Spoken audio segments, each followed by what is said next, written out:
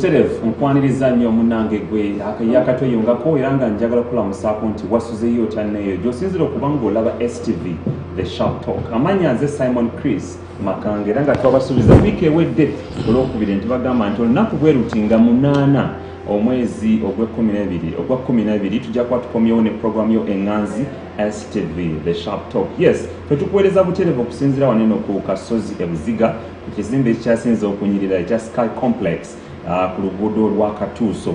Well, gweyagala okweyungako ngu maybe yagala kukola business naffe tukwaniriza jangu business ogikuba abantu mu maaso basobole okuba nga bagimanya. Mwaka guno tunaatera okukuba oluku mu mutwe era nga kyalinaeyongera okubajjukiza nti gwatandika n'essuubi lyali ly'amaanyi nnyo era nga tusuubira ebirungi bingi mu mwaka guno 2020 naye we twogerera it turned out to be a dark place for many of us. Olw'ensonga omwaka gwatandika n'ebizibu mwali enzige, tufuna COVID-19, tufiiriddwamu abantu abali prominent bangi nnyo era twatandika n'omukulu Jeno Kasirye Gwanga, mwalimu Alhaji Nasantege Sebagala, tufiiriddwa Pastor Iga, tufiiriddwa Dr. Abdunun Anas Kalisa, tufiiriddwa ne Sheikh Nuhu Muzata, Shabani Bantaliza, abo bonna batuvudde ku maaso. Omukukunafu Joseph Tamale Mirundi wali mutabani wa Moli Namatovu ne Yowana Mirundi. Tugenda kuba tutuulira ensonga nnyingi nnyo ezigenda mu maaso mu ggwanga ezeetoolera mu byobufuzi wamu n'ebirala bingi. Muzeeyi wasuzeyo cyane. Bulungi. Tuli bulungi. Ensi ogiraba. Ebintu bigenda mu maaso mu ggwanga. Nga bwe mbadde nnyonnyola abantu nti omwaka gwatandika bulungi naye tugenda gumalako naye tugumazeeko obingi. Teri mwaka mutafiiranga prominent people. Naye ate guno gwe gususeewo. And you see prominence is relative. Prominence is relative. Oyinza okusanga omusajja ku kyalo nga naye ye muzaata waabwe naye nga ye ate talina media nga yammwe naye nga ne ku kyalo ye muzaata waabwe kaga media ye kumakinga nti kino naye ensi media makes people. Weewaawo katusooke tutandike n'emboozi ekoza amawulire olunaku olw'eggulo era nga tulina nnyingi nnyo ze tugenda okwogerako naye katusooke n'ensonga ya Democratic Party. Olunaku olw'eggulo Democratic Party ng'eyita mu mwogezi waayo Opio Okola yavuddeyo n'egamba nti bagenda teekawo ekibiina oba komiti ey'enjawulo mwe bagenda okuba nga banoonyereza kwabo bammembazi baabwe abali mu kibiina ate nga tebawagira party president wa Norbert Mao nga basalawo okuwagira candidate mulala. Bo bagamba kino kiviolating constitution ya Democratic Party. Tukimanyi lwatu nti mabegakawo tulina ababaka ba parliament 12 bava mu kibiina kya Democratic Party. Kwaliko Medard Lubega Segona, kwaliko Honorable Betty Namboze, kwaliko Muwanga Kivumbi, Alan Sewanya na MAFIA Simpuga n'abalala. Bayoleki bava mu kibiina ne basalawo okugenda okuwagira National Unity Platform ekulemberwa Robert Kyagulanyi Ssentamu. Awo Mukukunafu Joseph Tamale Mirundi njagala oyigirirewo ensonga ya Democratic Party. Nkimanyi waliko mu kibiina ekyo myaka mingi nnyo emabega. Democratic Party ekyalina amaanyi. Tewali. What is the future of this party? Si Democratic Party yokka. You see, Yisrael nti how do people perceive political parties? Do you join them because of ideology or as vehicles for elections? What is happening? Happening. Ekibiina kyonna ffe mu Africa biri kwesinishite biri vehicle ly abalabo bazi wano bani abayitawo towe nalemu yayitawo nayingira enalemu. Yes. So political parties, what does one want? He wants to go to parliament. It's a primary ambition. Kakati ekyo tikibera punishable by the party. Ekyo kibera punishable by the population. Is this man a honest man? Okay. Population ye kipanishinga.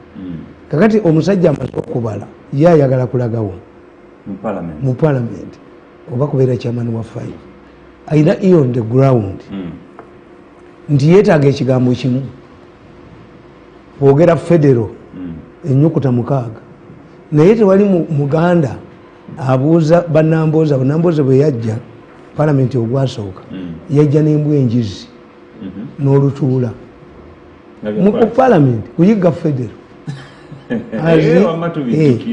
yali aleeseko olina omuganda yenna ayimba federal yali aleeseyo ekiteeso kya federal nekidibeera defeated mu parliament because you can bring a private members motion which means nti bali baabalanga. This is a gullible society. Can you get federalism in the parliament? No.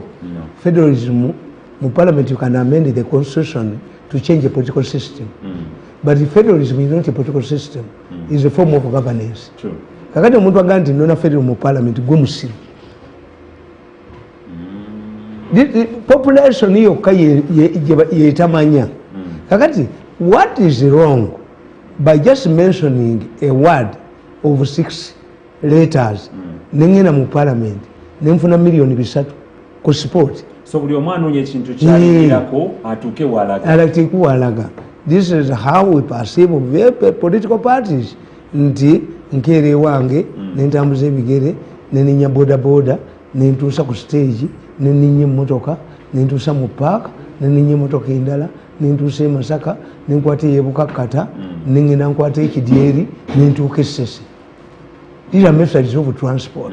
My destination is Esese, and I've used the several good. But I don't have a car, assuming I don't have a car. Kakati eyo, that's one. Bano bo bagala genda ludawa mu parliament. Abantu population yaffe yo epanishinga kibiina. Gamba tusbe basalawo nti kati tugende nono.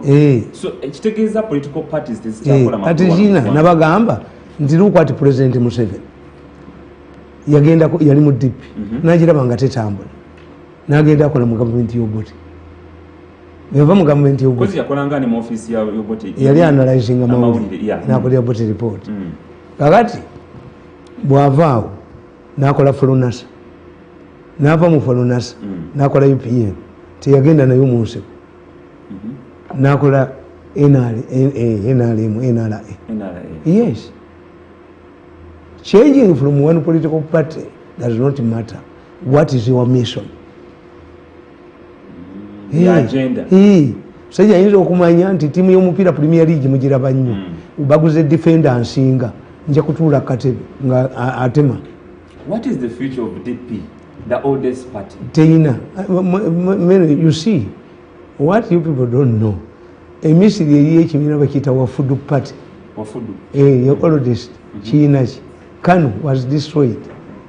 As long as you don't have people to appeal to you, Democratic Party yali badde yenyumiriza mu kintu kimu nti nasale sitekabu edda timu yesekansi yalinawo sitekabu. Ekyokubiri nti mainly DP esalanye eddiiro in 1960s aba DP basala eddiiro eyali secretary general bamuyitanga batalingaya yasala eddiiro nayingira UPC nafuuka minisita internal affairs. 1980 aba DP 10 bayingira mu UPC ne bakulosinga kuba tibalina ideology. Wano Okero Lutwa yayita Semwogerere n'ayita abakulu bonna ne bagenda mu gavumenti ya Paulo Muwanga eyababba obululu. Kakati ate Museveni gy'abasanga nga hostages n'abeeyambisa n'abajjako money power yabagobanga omu because the Democratic Party did not know the difference between a coalition and a broad-based government. A broad-based government, you pick an individual. Museveni did not negotiate with the Democratic Party. There was no agreed package. Where a coalition you agree on the minimum program, you agree on the sharing of government jobs, and you have conditions under which you can withdraw. Kakati yo Museveni abaddipi tebayawula broad-based naki kuba abantu abasinga obungi tebamanyi ezo political term nti lumonde n'omugoyo lumonde n'ebijanjaalo bitundibwa sente endala. Omugoyo ye mixture of ebijanjaalo ne lumonde ndala. But if one vomits biba bifaanagana. Kakati this is what our political gundi abombalaba aba professor bani abatasoma political science. Ekyokusatu nti DP this time round mawe yabala bubi n'akatabo ke nkemba wandiikidde ngera kateeka mu nnimi zonna kajja kufuluma ku Saturday. Bobi Wine and the story of Kasoveza. Bobi Wine and the story of Kasoveza. Kasoveza is a proverb in Uganda. Kasoveza is a family member who started stealing from the family. Temusobola mukwata. Kasoveza takwatibwa. Yenga amanyidwa. Atamanyibwa. Anti abamu family ngate yabbamu ebintu. Tosobola mukwata. Kakati Bobi Wine bwe bamuleeta. The people who are supporting the Democratic Party bali ba NRM. Era abo bapya nkugamba wano kana akatabo Invisible Hand nakawandika nge ennaku z'omwezi for the future will exonerate me dated 19th July 2012. Wow. Yeah, right. And I make a precise prediction. Yes. Nakugamba nti this is why nakugamba nti mu government mulimu group says by this time nagali government ya Museveni ilimu group semeka busy. And why they want to remove Museveni. Nagali they know that sooner or later Ugandans will unmask them. The more Museveni stays in power, the political skies are becoming too clear. Ugandans are realizing who are the real thieves and they are paying for their blood. Dr. BSJ also is on the decline. Blaming Museveni and heaping everything on him for political surgical operation is losing ground. Government thieves are like a mobile phone thieves. If one steals a mobile set, he must disappear as soon as possible because if he does not switch it off and it rings, the owner will realize the loss. Or if a search is made, the culprit will be apprehended. This is why they want to overthrow the leader, Museveni, before the population realizes who is the real thief. This is what explains the current political crisis. They know that the mobile phone is about to ring and the owner will soon realize that his phone is missing. Like a telephone thief who gives excuses for his quick departure, these two groups in government are giving silly reasons for Museveni's removal. However, I will return to this later. One group, you hear, in 2011, one group, elections, one group paid Mao shillings 1.5 billion for the campaign. The same people who were supporting Haji Nasser Ntege Sebagala to take over the party dropped him like a hot potato. They opted for Mao. Remember, Mao had left the DP and ganged up with Agula Award to form another party, the Progressive Party. Mao was rebranded for kakati nkugamba Mao Alliance through bali bagamba. Secondly, this group that invested in the Democratic Party wanted Kenya. Today wageri ani mubbi wa simu. Ati nkugambye nti ba MAFIA balinga babbi ba simu. Baagala Museveni agwe bo basigalewo. Simu tebagijja. Anti simu anti otadduka. Kati you overthrow Museveni, remove him before the people realizes. That's why tukita surgical operation. So Mao yaliko wa. Mao yali mu DP. Kakati Mao ngali ne Sebagala. Bana aba Kenya, the issue was one person reasoned between Museveni and another Westerner, there must be a transitional president who was in Kenya. Another group against Ugandans don't mind about tribes. Ugandans want to chase away Museveni. They want to change. They are not tribalistic. Neman. Kakati atenga luo. Another group yaba na abavuka abafera ababbi. Yonge irowoleza musente chovola bebbi enyo. Kakati eno group eyali eyagala Mao mu DP nesanga mu kizibu. Semwogerere is a Catholic. Semwogerere ekibirabo yakivaako ne bakiwa Sebaana Kizito an Anglican but ye Muganda. Kakati Sebaana Kizito abantu bangi baite bamenyi nti Anglican nga bamuyita John Sebaana Kizito. If you don't change these Christian names into Uganda or vernacular abantu bagategeera kuba Sebaana teyeyitako Yokaana. Yokaana aba mukristaayo, John aba mukatoliki, Yusufu oyo mukristaayo oba musiraamu, Yosefu oyo mukatoliki. Kakati if I remain Joseph amanya agamu abantu kati bamuyitanga John Sebana Kizito. Kati John Sebana Kizito nga mukwano gwa Kardinali Nsubuga nnyo bonna bamamba ate Kardinali Nsubuga yali musuubuzi nga ne Sebana musuubuzi. Kati Sebana did not identify with Anglicans. Many people believed yali mukatuliki. Nange nagenda okukola mu lupapula lwa munno in 1980 Catholic newspaper. Sebana was on the board. Kakati abakatoliki semwogere bwagenda ne baleeta Sebana. Abakatoliki tebategeera Sebana Kizito mukristaayo najja yesimba ku president n'agwa.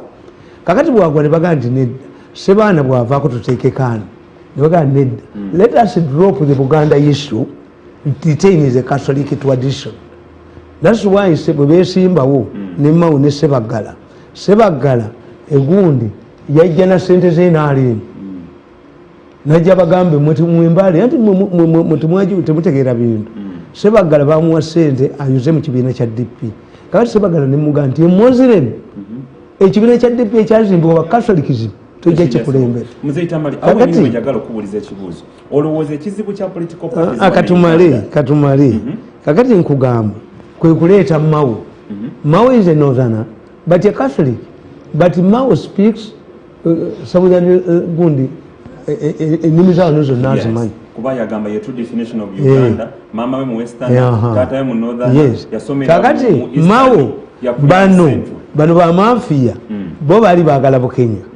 Kakati Bukenya ngali mu government vice president oli yayajuwe yali mugezi yagamba Western cannot succeed another Western. That's what I say. Instead of bringing another Western, you rather consolidate Museveni. Abantu bayinza kubakkiriza ba Western kufuka myaka mirala 5. They cannot accept this. I'm a realist. I'm a realist. You rather support Museveni. That's why nti abantu nga Mugisa muntu ne Besigye bafeelinze. Because they come from the West. They come from the West. Tebayinza kubawa. Naye bino ebintu fe ababyogera mu realistic and I write them. Kakati Mao asanga ekizibu nti bamuleeta mu kibiina kya DP yali akuloosinze ng'ekibiina kivuddemu ng'akoze progressive party n'agula awooli kakati ne bamukomyawo ne bamulibrandinga. Kati Mao bamulibrandinga ne bamugamba yesimbe ku bwa president. Obwa president bamusuubiza billioni ne bamuwaako emu kitundu ne bamugamba naye tonoonya kalulu. Gwirolo is to legitimize the elections. Kakati Mao, because he is an intelligent man, defied the orders. Ne bamutega akabenje. Nazino tebazimuwa. Kakati nkugamba. Secondly, this group invested in the DP wanted Bukenya for a possible alliance between northern Uganda and Buganda. They did not, however, overlook the West. One of the architects of this Bukenya Mao alliance through the Democratic Party hails from Western Uganda. Ono yabagamba banyankoli banne nti there must be a transition between Museveni, a transitional president who does not come from the West. Naye ate olwokubanga naye mugagga ate nga alina influence mu West ye yali amanyi nti even Western kuba nabagamba tekiri mu Uganda ekizibu kyemutakkiriza tukiyita gradual socialization. A group that has been in power for a long time, bumujijijjako mulundi ogumu erwana. This is the problem of Uganda. When Amin was removed the Western Nile Bank affluent, they wanted to secede. Political power is like a blanket. Once it is removed from you, you feel it. If the Westerners who have dominated this government for 35 years, temumalaga bajjako bwe batyo. Museveni must give you an ordinary succession. Sikuba kuba bukubi no tekisoboka. Kakati nkugamba sokolinde nkugamba take care of the interests of the Western tycoons at the exit of the president in case his camp succeed the president. This is why the group paid 200 million to each of the 4 DP MPs who had crossed to Subi to lure them back to the Democratic Party. The Kenya group reasons that they can get a slice of Uganda votes to have a foothold group in Mengo and share it with the Mbabas in their battle with Museveni. Kakati banu babagulayo Subi yajja Uganda out of it abanamboze ne bagenda basegona ne bagenda ono omugagga yabagulayo million yebi because that time the intention was to consolidate the Democratic Party. Kakati Mao bwe yajja okubabanja tebamusasula balance a 1.5 billion. Mao, I told him Mao, these people will never give you any money. Why? Because tebagenda kuwa sente name. Why? If I pay a scholar not to shoot into my net and he causes me corner kicks, do I pay you? Corner kicks means you were shooting into my net. I have struggled on my defenders, I have struggled on us and us too. Mafias cannot, they are like a prostitutes. They cannot sell on credit to the same person twice. Malaya taiza kukiza gasoko sasulezili. Iyo maneno ya jana wapi? Pesa ya jana wapi? Kakati, wait. Kakati, mu situation yene mpya. Abasajja ne batuula. Nzi kyembagala ko kutuula. I support them. Omanyi ina group 3. Waliwo omuvubuka ajoga ennyo, waliwo omuvubuka buno obubbi, waliwo abasajja abakulu. When I listen to the professor is very useful to this country. Era alonginga nnyo okukola nange. Maybe one day it will happen. Kubanga batransform into a think tank. Balina ideas ennungi. Kakati bwe batuula ne babuuza kakati what next? What next? Museveni has weekend. When Museveni ekirungi kye kyayina, Museveni's enemies underestimate him. When you think that Museveni has lost popularity, then that's when he is strong. Kakati bwe batuula ne bagamba kati bwe batuula ne bagamba nti mumanyi Mao tetumulizimbirako tuleete Bobi Wine. When you read my book, I'm telling you the rise of Bobi Wine. Bobi Wine is a creation of the mafias. Mao yakisookamu ne bamuwako 1.5 billion. Mubiri guli mu election ziri endala. Kakati Mao alowooza ye yabitandika sikola alliance. Besigye ne bamumma sente bamubuulirirawo. Besigye tetujja kuwa sente. Why? Besigye yakola ensobi 3. Besigye was using short term strategies. Kigwa leero neerangira ku bwa president kati birema. Kakati adda ekyokubiri baatula ne Cameroon yali prime minister wa Bungereza ne bamugamba alekere embabazi n'agaana. Kakati with that one undermine the financial resources. The mafias cannot give him the money and the international community cannot give him the money. That's why he opted out. Kandi ne Mao nga bamukozesaako ki dda tebayinza mu game taliimu ne baleeta Bobi Wine. Kakati Bobi Wine ekyamuleetesa si kufuga ggwanga. Bobi Wine baamuleeta to popularize their MPs. Baweza abaka mu parliament. Kakati Bobi Wine musajja mugezi nnyo. Bobi Wine is a chameleon. That's why these people have failed to handle him. Bobi Wine buli stage gyavaako asuula abamuyambi. Naye bamukozesa naye abakozesa. Kakati Mao ne bajja bamukola ki ne bamusuula. Mao ye yabisookamu na initiating naye nga ye tebaagala ne basooka ne bagamba baseggona. Mao aveeko abo bannambooze. Bobi Wine yajje mu ki mu DP. Bobi Wine Katonda yamuyamba. Bano bamuwa sente be bamugjayo ne bamufunira constituency ne bamutwala mu parliament ne bamuguluminga ne bamuwotalinga ne bamunachalenga. Kakati Bobi Wine bwatuuka mu parliament yagenda okulaba popularity engeze ate bano tebasobola kwogera nti waabwe ne batandika movement. That's why I attacked MUKULA. People think babadde bagamba nti nze I support Bobi Wine because whoever comes out to condemn Bobi Wine MUKULA wa Bobi Wine. Era MUKULA yabadde avudde Soloti nga azze kutuula mu meeting y'abano nti vuma buli avuma Bobi Wine MUKULA mubuuze. MUKULA yabadde azze mu meeting nabano nti amaze okuvuma Bobi Wine eri nti tasobola waaki Museveni abawe ssente bakole campaign. All of those people who did to Bobi Wine. The issue of reducing Bobi Wine yafa twebaleka mwenda bakamuzeemu eno baakagobye. How true is this? Nkubuulira anti nze mmanyi. It doesn't really kakati nkubuulira MUKULA wa Bobi Wine. Anybody gwala bavuma Bobi Wine tasobola takola ki bamuleetera lolo ya bubaka bwa parliament era 80% of the MPs bacandidates abali mu people power financed by the mafias. This is why Museveni afollows kakamusira bwazi follows yezuwambi tebalina money. Mino chobola bakasajja badduka kasajja adduka abo tumwebaza adduka akamuti zaabwe vi bahati vi kakati kyenkugamba nti Mao bano aba Democratic Party bo tebamanya.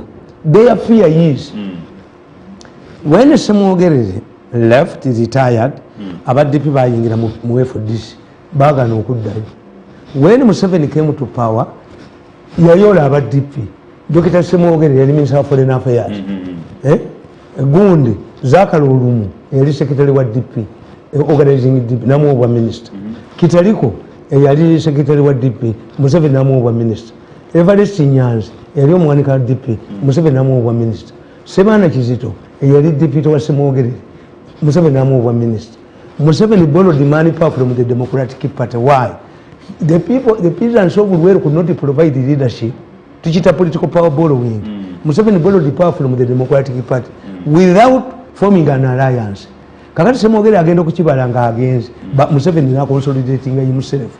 Kakati bana ba DP bali worried nti nabagambi nti because the media supports the opposition, Mao's presidential bid it cannot stand. Why? With whom are you going to form a government if you are to win? When your president, your deputy has crossed Bobi Wine, when your secretary general has crossed Bobi Wine, when you kakati kubulira power chije bayina ku basajja abo DP agenda kukola kiterina. In fact, Mao kye yali koze naye yennyini to join the Bobi Wine battle. Yes. Yagamba recently kuno ministers yagamba nti ensonga lwaki balawo okusubmitinga bali basubira nti maybe there would be a coalition. Ati yete yategeera Mao mufumula tebamwagalamu bamukozesaako dda n'aleeta olugezigezi. Kati mu kibalo kyabwe kyali ku nsonga ya political parties. Bw'otunulira political parties zonna ze tulina wano e Uganda, most of them they are either affiliated to an individual or tribe or religion. Yensonga lwaki tuzana tezikola. Bw'olaba nti FDC eri affiliated to Kano Dr. Kizza Besigye, NRM eri affiliated to General Yoweri Kaguta Museveni. Chivula bamisawo bisanga solukande. Kakati ani mu Uganda DP eri affiliated to religion. Mu Uganda ekibi kye tulina, when you look at the political parties and their originality, zibeera ku ne original base, they are ideological. Workers, liberals, the Democratic Party mu America, Republicans, bibaako ne gundi. Kakati ffe ebibiina byaffe byali byantalo. Tyati independence, abazungu batugamba, the only method we know of governing a country is through political parties, form political parties. Dipinga y'abakatuliki eriyanga y'abakristaayo, UPC. Kakati ate president bwajja ya missing opportunity okukola political party eyiye. Najja agamba abantu TNRM is temporary, you can join a temporary marriage. Tiwali. Kakati ne Museveni yennyini nga yavuddewo ku makya NRM tebeera wate ekyo ekiriwasi nnyo. Isn't that a problem in this country? Naddala nga tuli mu multi-political dispensation. Yes. Anti kakati ekiriwo nti mu nsi yonna kakati we don't need dominant political parties. No. We need coalitions ziziseving eggwanga. Olowooza mumulwana ne NRM. NRM is a unique kid. You cannot have a party. That's why NRM flouts the constitution nga bweyagala n'egikyusa. Why? Abaakola constitution bateekamu two-thirds majority ne referendum ebyetagisa referendum byonna NRM ebiyina. You wait when NRM goes. Ababaka parliament abayina. We wait.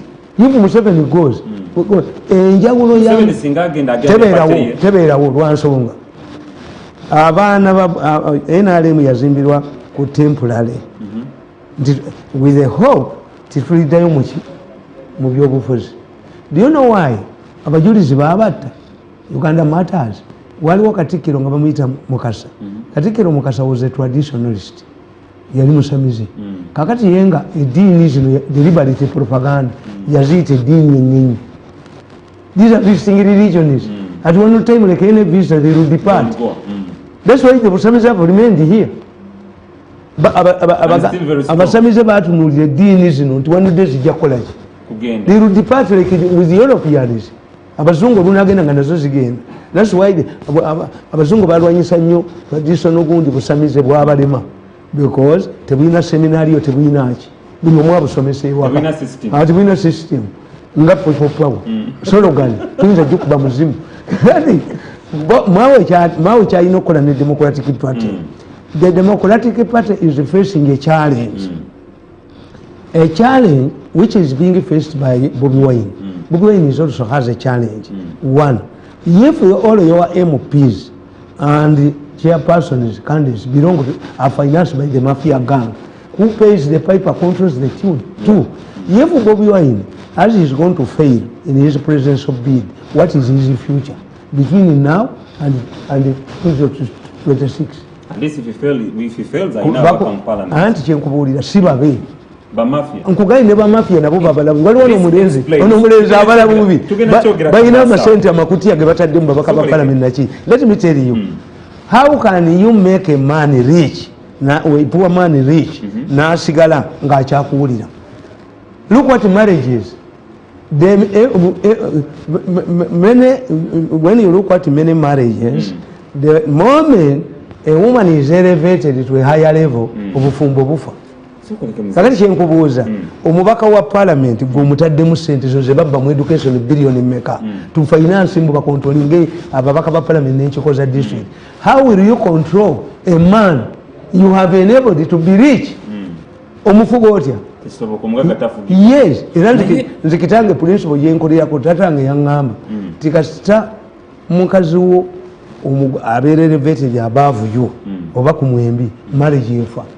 Kazibwe special awandi ya Kazibwe when she became appointed vice president yasaba president at the swearing ceremony, Mr. President, Your Excellency, allow me to take the oath with my husband. Kazibwe is a married woman. The moment Kazibwe deviated from that image, we call it guerrilla marketing. Guerrilla marketing means before you join politics, you must cut an image. Nti Mirundi yakubira mu studio tegaba mawulire. Mirundi atambula n'ennyundo tegaba mawulire. Mirundi atambula n'ekidomala kya siri n'aba police bagisaakinga emmotoka yange ne bakiraba endereya. You are developed on yes.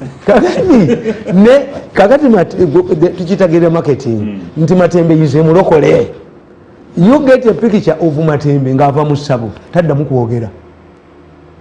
Mbabazi is Mr. Clean. Implicate him in a scandal. Finished. Bukenya yekazanyiriza akisinga abakazi ne bwaba kisinga n'akisinga bani tagwa kubanga the public is used. Kakati nkubuulira nti bano abakozesa ssente nti batwala abaka ba parliament. Bobi Wine naye bamukozeseza bwereere because Bobi Wine's argument alina okusonyesa ebbiri. One, Bobi Wine believes nti party esobola muyimirizaawo nga mmawe bwebadde muyimirizaawo. DP ebadde inayo ababaka 10 na bameka ndoza 14. Kati ababaka abo Museveni olwokuba Museveni tekimwewunyako. Anybody who thinks that Museveni is a dictator, I laugh at him. Why? Who is he? Dictators cannot create several centers of authority. How many centers of authority do we have in Uganda? Quite many. You have failed. The dictator elders. But look what Kampala. Kampala is an authority, but a unique authority with elected directors. Do you have an authority where directors are elected? No, but they are dominating the local government are nominated. Two, Museveni n'ategeera nti ebibiina bino byetaagibwa naye kyange wanudde kiyinza okubeera mulimbo nibaleeta etteeka ly'ebibiina where a party gets money. NRM kati mu strength yaayo eyinza okufuna billion 4 yanti kyenkubuulira tikakati n'obubiina buno obutono bufunayo kakati mawo azimbye ekitebe kya DP ekyalema Semwogere ne Beni. He can afford to have staff at the headquarters because of the 14 MPs. Kakati gwe niwokyuka nti aba FDC bakyuse ne balage bwamugisa muntu, the money continues to go to FDC until another election. Kakati I want your analogy. Kakati Bobi Wine ekyo bw'aba kyalowooza nti ajja kubeera national chairman atule ku headquarters ate nga mu parliament aliyo nga bano si babe. Bano si babe bagenda kutuula si babe abakolera naye si babe baabano era bwe kankubuulira anti nkubuulira nti yakitudde n'akirowooza nti bano si babe. Let me tell you, Bobi Wine mu mutunuulye stand ye, that's where Inanga has lost to Bobi Wine. The Bobi Wine ali bwati Bobi Wine bali bamukula bamwagalako kubanuuliza babaka ba parliament Bobi Wine, nobody has abused Bobi Wine for campaigning for MUKULA MAFIA. Yabadde avudde Soroti nga ze basisinkana. Abasajja ne bamugoberera okuva emukono. Ayingira ofiisi ye ku Diamond Trust abaagala binti yafumye Bobi Wine. Yayitidde manju mutoyi n'adduka n'addayo Soroti on Saturday. Ask him. Miso yamukutte. Era bagambye mwe musajja talina byuma ayina mayembe. MUKULA meeting teyagirinyemu ekololo. Yatemye butemi. Abasajja yavudde Soroti yabadde wa kunyinyina bamulinde ku kisaawe kololo. Abambadde galubindi. Naye abo si ba Bobi Wine. Hapana. Baba no. Mulimu obulala abakolera. MUKULA yatemye emisindo okudde Soroti. On Saturday, he arrived around midday. Kusawa munana yabadde adduse. Kigumaza. Let me tell you. Anti nkugamba. As long as Bobi Wine campaigns for MPs, the police does not interfere with him. Recently, I had an opportunity of talking to one of the most powerful people in the security. Nimba Bulira. Nimba Gama, you look at this pattern. When Bobi Wine goes to an area where these people want their local MP or Waba Mafia, Gobata people power, Bobi Wine to Bamukuba tear gas. Bobi Wine is subject to tear gas in an area, Italy when Aremu Agwe. Nchikakati Nkubuli, Enanga police tell us. Bobi Wine was dispersed from Luka. Antibulira at that time. But when he goes back to Luka, what had he changed? Nothing. He changed what? Nothing. The rally, the first rally, Bobi Wine addressed, which was dispersed by the police. And the rally he recently addressed peacefully. And Anga tell us the difference. Tugenda kudda kawo. Enanga ya DP olwensonga eyo DP yakirize bagenda kolaki bayingire wa Bobi Wine. Yes. DP yagagisulira ddala anti nkubuulidde oba mawe asirike kati nze one of my wives ye wammawo ate ajja kuyitamu balina gye bali. They cannot. It is embarrassing. It is embarrassing. In fact, what they have done, but again, no. And a general meeting is Jakubagoba. Kubaga violence rules the party. You cannot quarrel with the success. You beat the goals through, you vice war, and what a year of Jola. You put numbers that go through. Yes, opportunistically has changed the political parties. Ate era Bobi Wine bwana atuuka waba nabo muzibe abomba manyi basegona banimba manyi balina gye bakiika mba manyi DP block ate oyo omwana nga bwe nkugambye ti Bobi Wine is a chameleon bamukolera ekibiina ky'obufuzi oyo ogundi ani balamu yagenda n'ablocking ekibiina kya people power n'akirigisitalinga n'alowooza nti alina kyamukolera pati. Weewaawo njala tweyongereyo n'emboozi endala ezakuzaama olunaku olw'eggulo omuli eya NUP offices za National Unity Platform eziri mu Northern Region ku luguudo lwa Timothy Oki zaalumbiddwa abavubuka olunaku olw'eggulo. Bano nno babadde bakutte ebipapula n'ebipapula bye tuyita placards. Then badde bambadde n'obwero obumyufu ku mitwe gyabwe nga beekalakasa bagamba nti we don't want corruption. Bagamba, we want Lina as a trigger out. We want our money. We hate tribalism. We want equality. Bobi Wine respond. That's rubbish. We barungi office. Batutela laptop baji. They are stupid. They are idiots. Tebakomyawo. Bakoze ebikolo biri bingi nnyo babadde banywa enjaga mu watu bakutte ebisi ebyo tebikyakola. Let me tell you, anti nkubuulidde nti Bobi Wine is a chameleon.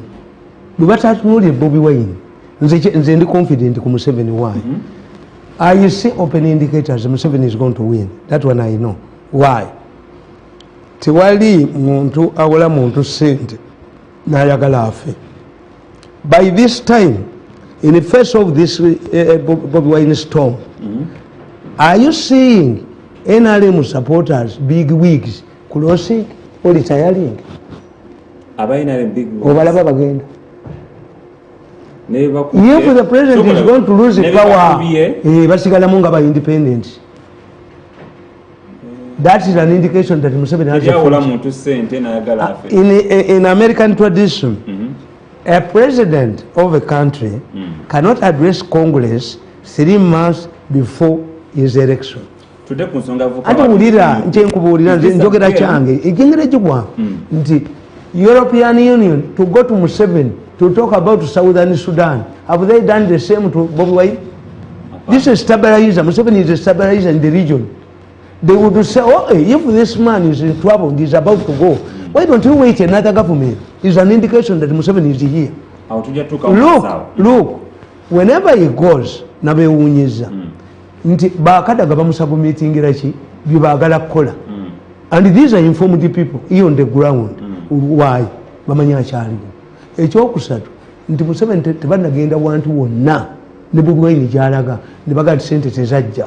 Bobi Wine yagenda ebududa sente prime minister's office yazibba relocating people. Museveni would have ordered Lugunda to go to Bududa and explain. Enyumba tebazizimba. Emwa anti ziriwa. Because Bobi Wine nkugambe ti Bobi Wine ina tactics. Bobi Wine is following already program. Bobi Wine olutuuka wali ne bamuga nti wayi eno enyumba yawana amatafali amakyamu gali wano wabomola.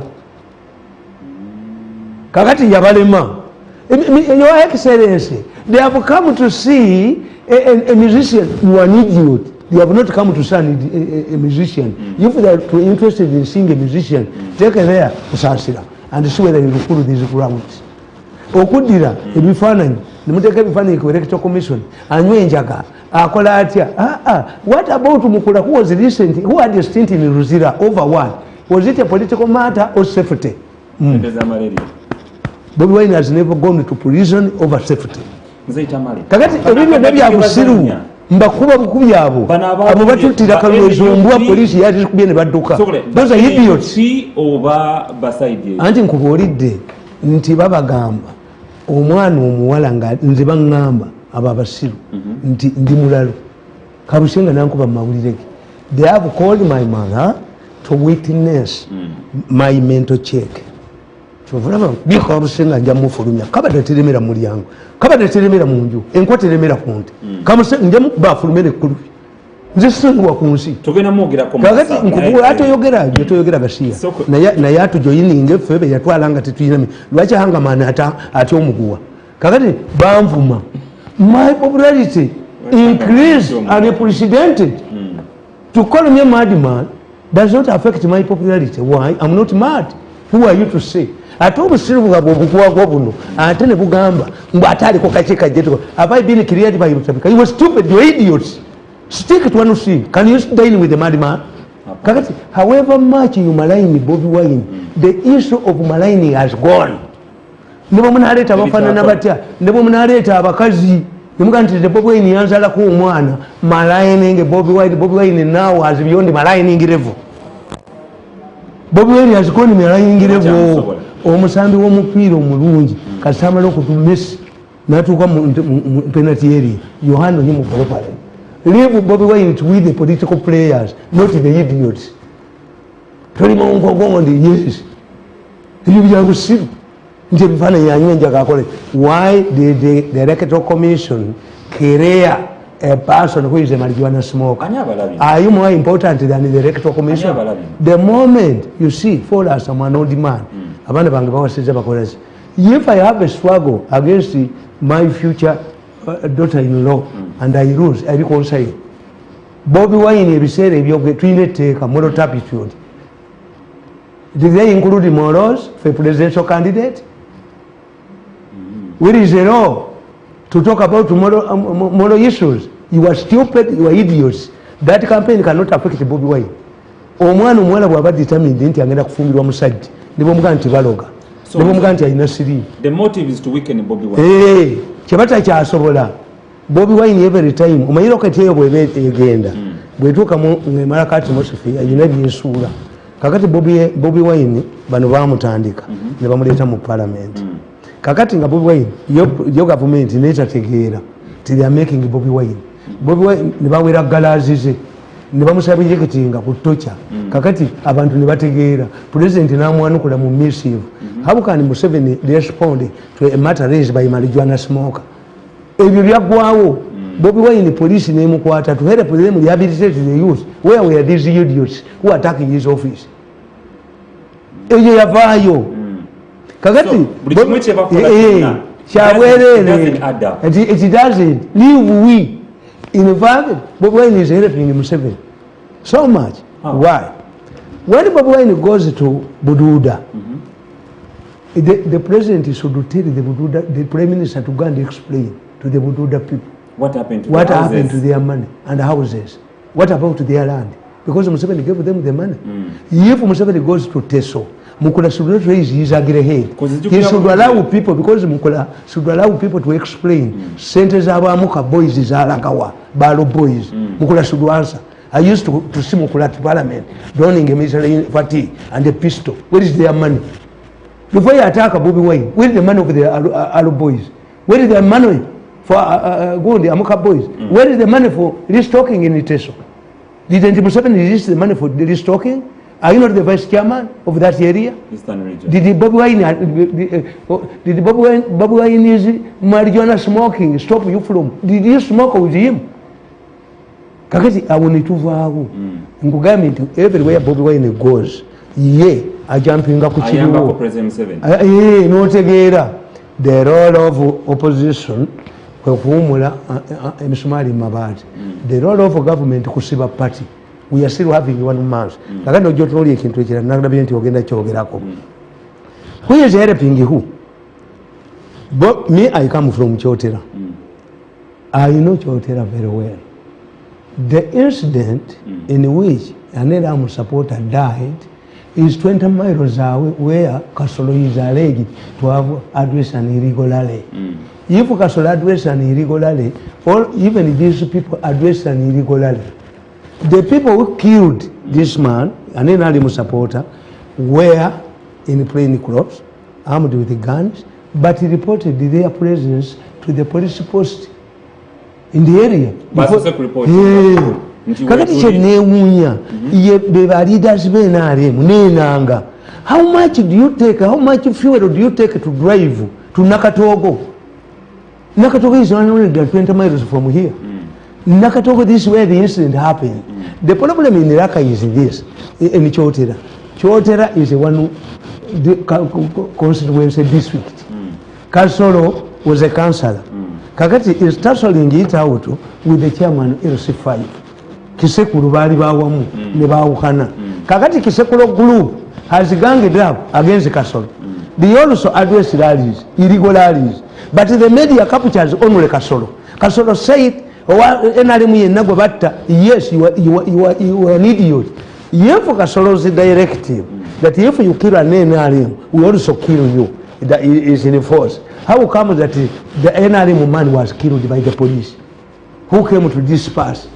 The person who died is an NRM supporter. Kakati banu, badi saminga KASOLO. Kuba KASOLO is now the face of NRM in the district. Bakuba KASOLO. Nebalumumba nabo bakola statement nebe inanga. No. Look what a drunkard, the wisdom of a drunkard.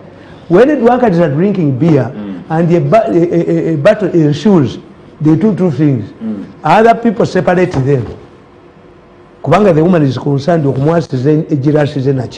if they don't, the two of them are forced out to settle their different things. One should use the other. Kakati, if I'm in Anga, I'm the Inspector General of Police, I'm a Secretary General of Mumba, even the President Ranga, I hear Ranga KASOLO. No, if the President shouldn't ring KASOLO, the President and would send a delegation, an independent team to the area for fact-finding mission. But when Yenanga says, he repeated it several times, Tugenda kwata KASOLO, mukwate kola be. You are disarming NRM. You are killing NRM Yenanga. This is reverse psychology. No, let me tell you. The political elections are comparable to a war.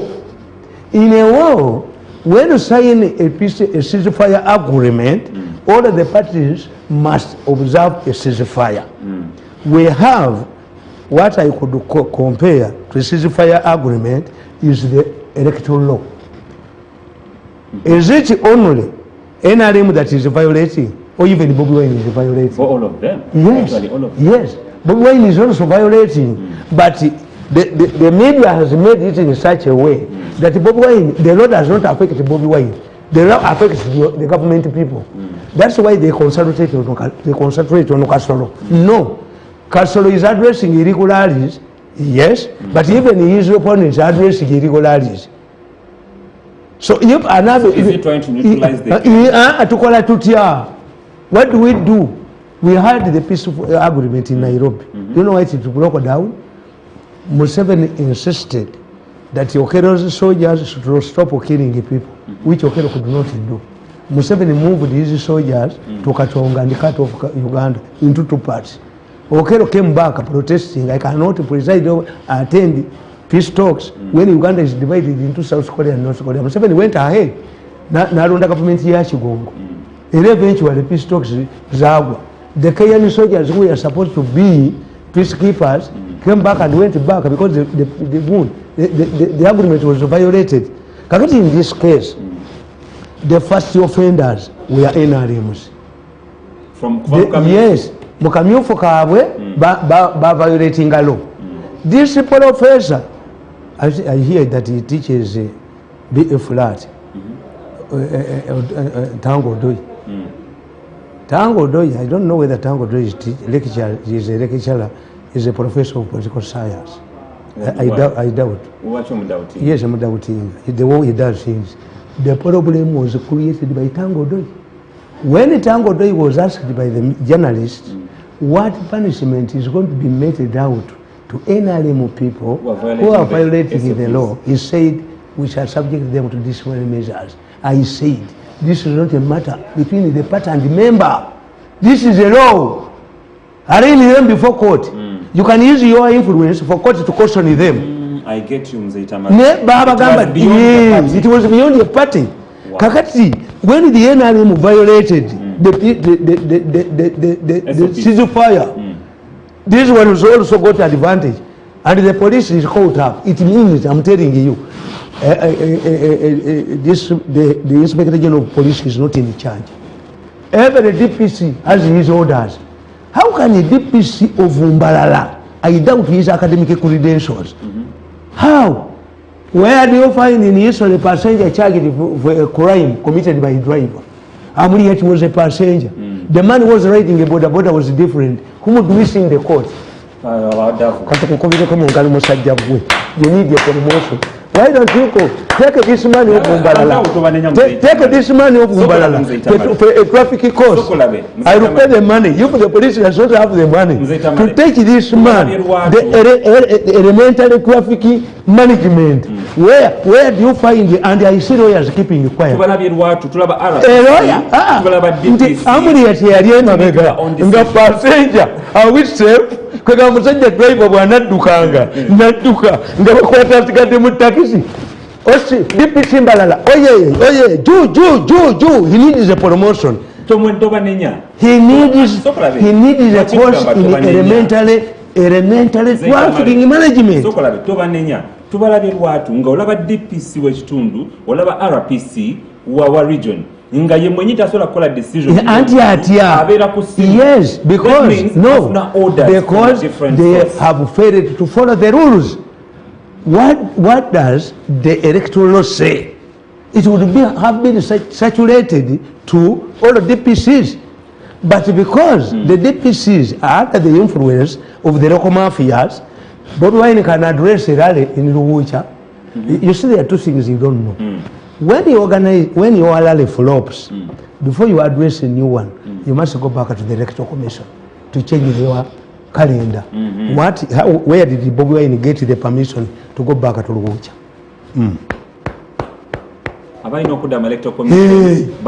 Yes. Roadmap. Yes. Wow. Two, if Bobi Wine was moving with these wanted Kanyamas, did the police need the enforcement? Why did the police wait to arrest these people after Bobi Wine had entered the Kamuli? Bade bagala kutabulu wakadaga.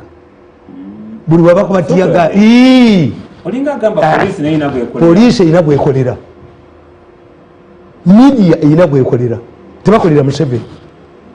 When the president goes to Kamuli, tell the people I have no problem with my sister. Tomorrow the police gets an excuse to power tear gas in Kamuli. Bobi Wine Inanga. You see, propaganda is the packaging of facts. I will first get the facts. But these people, yes, we are going to arrest Kasolo. Why don't you arrest the other man who is also addressing irregularities? Why do you concentrate on Kasolo? Because you want Kasolo to fail. You want the other man, the people for money to go to win. No, I don't think and so. To disarm, kubanga omusajja abadde abagamba nti bannanga ab'NRM temufayo nange eno gyendi n'omusajja yamukubita esimu n'erumumba amuwoga. That's why me I don't work in the secondary under structure. I don't think issue ya kubi singa nali nkolera under structure n'enjogera ku mubbi nga mukula avuma abantu kati nalwesho yali kubya esimu gikubirani you got to court. Nobody can ring my number. Nobody. I'm free as a bird in the air. Chovola nabadukako. Police mwena mutomanya gukolera. He frustrated. Police nze ndaba issue si akola si akunafiya Kasolo. Police has always been castigated okera nani. Anti kyenkubuulira. Babadde balumba Kasolo address irale in Rwankone. These people address another irregularity in Nakatogo. I know the areas. About 20 miles each. Kasolo was not away. In fact, I've heard about Kasolo. I've perused this room as machines. I've brought machine and put abantu bonna abo ba DPC bani abo ba kisekulo bani ba Kasolo. Nina ne audio ani yakambye munne ani yasindise mbayina. Zisisagirwako. Ninga wakati wange nayo tukimanye nti Kasolo possession yakoze yabadde emenya. Olaba jo yesterday maybe I was restrained because I was editing my book. Nade ngenda mpiji kulumba court. Abasajja ababbi ababadde babba abantu ne babawa sente ne bazibajjako nga bakutte omusajja bamutute mu court n'omulamuzi atudde. Omulamuzi nade ngenda kufubutulamu. And I'm going to write to the Chief Justice to remove that impeachment. The people are going to pounce on him. How can a gang of thieves be helped by a judicial official to steal his house? Bamwadde said, wano nabawanera ngangenda mapindi kubakubirayo. Nga badira emmotoka ne bagisiiga langi endala. Using court officials, omulamuzi bwe yawulira nti njogedde wano, omusango n'agwevuga n'adduka. Singa nakusangawo. Let us use mob justice. If the judicial fails, how can a judge sit, a magistrate sit with a group of thieves who would be arrested? Kabati nze mbagamba no it takes two to tango. Enanga should understand enanga. Let me buy fuel for you. You got to and nedda bombi babayoletinga Kasolo zikurubu anti enanga jeye ekintu kimu akuba Kasolo. Issue si yakuba Kasolo. We have called Kasolo to make a statement. No, make also the other people. Your opposition people who are also intimidating people in my constituency. Otherwise, I will go there and create more trouble for you. Be impartial. Yes. And you see, mutamanyi nabagamba wano kana kataba nakawandika ddi nakawandika nge nabo written on Monday 25th November 2013. This book is a personal gift to myself to mark my birthday. Nazali wabiri mutano. Nkugamba nti NRM kale nakuandika 2013 nembaga nti NRM bagikubya propaganda. Mu propaganda tulina ebigambo bisatu: reverse psychology, ekubaba n'obamalawo; deception, ekubaba n'obamalawo; amini yayogera nnyo imperialism. Imperialism kitegeeza nti omuntu addira obwongo bwe n'abunaaza n'omutunya nga kyakola kyekituufu. Akoza obwongo. Kakati bino nabaga nti luupu abamawulire enzanya gye babazannyamu abo abamawulire bemuyita bemuwa sente kati kasunze kazzeeyo bwagenze ne bubba omusajja $2 billion nabukuba nabubajjako polopate zaabwe nabujjako nabukuba ate ejja bukuba nnyo bwabbye sente zaffe eza ddadi era bukuba mbumalewo nere bukuba budduke kati kadduse kagenze wa Bobi Wine kubanga eno zikalemye okubba akawagira Bobi Wine kabadde kayise Mukula batuule bombi. Mukula bwe namukubye Mukula yabaga nti abanga omusajja ndabye nga nzija nzizeeyo nkugamba The role of the media, propaganda as a tool of destruction and deception. Destruction and yes, deception. The role of the media is to create Bill 13, Bill 16. The role of the media was to create deception, protecting Babazi's allies as if to cover or justify their ambitions and cover corruption deals. It has been the role of the Babazi allied media, like Kabushenga, to detect where there is money. They also create negative stories about their targets and isolate them from the public. When they sense that they are likely to lose a lucrative deal to their rival, they subject him or her to negative propaganda in order to lose the deal. This explains why ministers allied to Mbabas are very wealthy, because their corruption scandals are never exposed to the public. Necessarily, a woman who presided over a project over $100 million, no muvunana muyabye million asatu mutano, no mujamu chefu, nabamutwala mu kangaroo court ya. It is a corruption court. It stinks corruption. It is not an anti-corruption court. Omukazi abadde mu ministry ya gender, ne baleta sente okuva ebweru, foreign money, ne bagala bazibbe basibaye bakulemu ennyumba. The woman was arraigned before the anti-corruption court. Hey, omukazi abadde mu gender gwe bagobye omusoga. Je bakutwala ne bakusiba ono. Naye tuyinza okumobiliza abantu ne bagirumba, ne banne ne bagiddukamu. It is not an anti-corruption court. It is a corruption court. It is a kangaroo court. The case is not proceed. Court is able to proceed. Kasaba kutwala yonge ekifo bakitwala nga sente bazibba. Kabaka we. I can enumerate 100 cases. Nkugamba. Another role the media plays in this plot is to aid deception. Deception has been used maximally. Mbaba's allied media would always shift the debate from the real issue to something else to confuse the public. For example, when Dr. Kizza Besigye launched his Walk to Work crusade, police asked him to notify them. However, media changed this to mean that the government did not want Dr. Besigye to address political rallies. They were different. It applies to Bobi Wine. The government is not preventing Bobi Wine from addressing rallies. What they want before they violated the ceasefire themselves was that you needed only 200 people because of COVID-19, because the electoral law was subjected, merged with COVID-19 Health Act. Kakati, the police fails to tell you, we are not preventing this man, we are waiving this law, but it must cut across.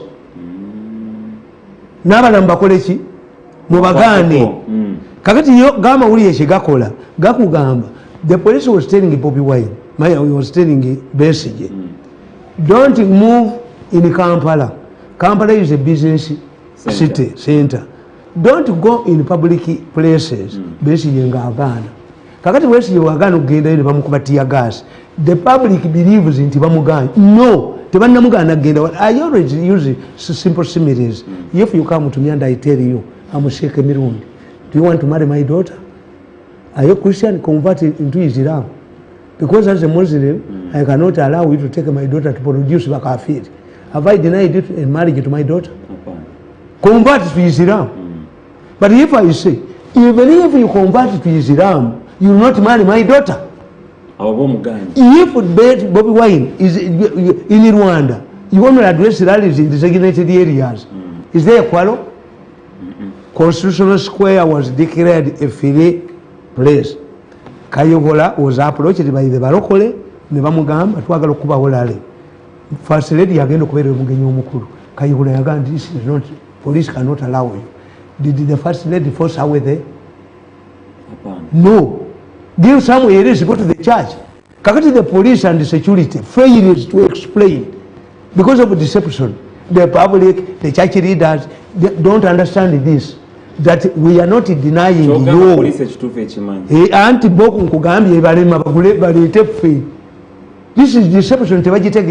Kakati bo ono bano nti bano egundi wanudde nagenda mu nseko eyo ne tuuli omwana nga bamukuba ekiro bamukubembaoko bagamuwuli abaganda kye babakola mu nseko kumakya nitubuuza omusajja Kamanda yatugamba nti omwana oyo yavudde mu kibira n'agenda e Kampala.